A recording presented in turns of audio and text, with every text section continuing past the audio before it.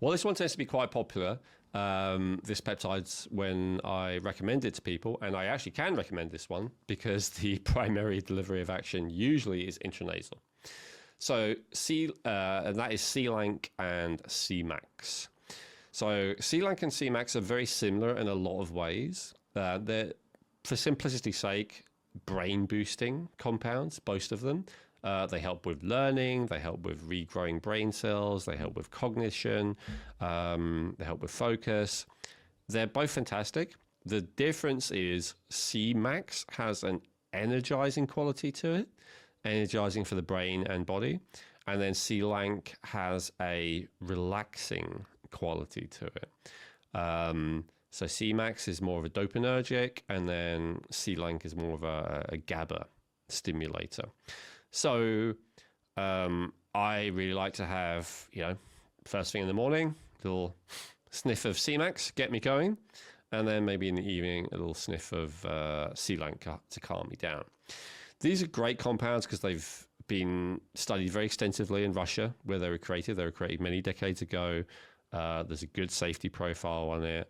The side effects seem to be non-existent from what I've seen and any of the literature that's been translated anyway.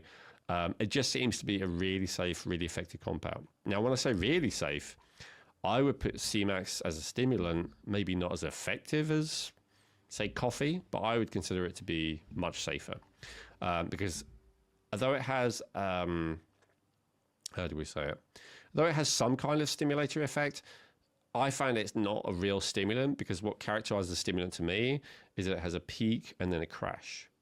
I don't perceive any crash with C-Max. I just perceive like you feel energized and then you carry on feeling energized, and then there's no crash a few hours later. It's just you get to the end of the day, right? And there's also, you don't feel jittery at the end of the day because you're still overstimulated. That may happen with different genuine stimulants. So it's stimulating, but I wouldn't call it a stimulant.